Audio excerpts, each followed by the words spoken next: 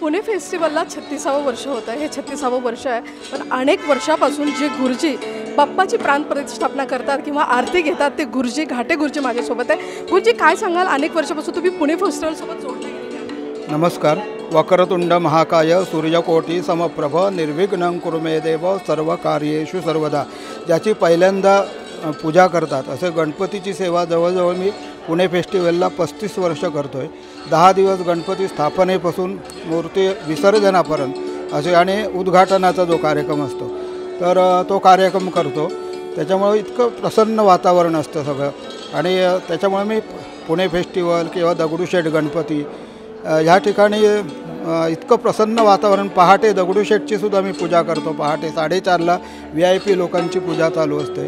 आणि पुणे फेस्टिवल कलमाडी साहेबांमुळं मी इथे पुणे फेस्टिवलला आहे. म्हणजे मी धार्मिक कार्यक्रमसुद्धा कलमाडी साहेबांकडे करत होतो. त्याच्यामुळं मी इकडे ओढला गेलो. आणि त्याच्यामुळे ह्या पुणे फेस्टिवलमध्ये सगळे जे लोक आहेत ते आपुलकीने वागणारे आहेत. त्याच्यामुळे मी इथली सेवा करू शकतो. पण आहे ते वातावरण चांगलं आहे गणपतीच्या बाबतीत.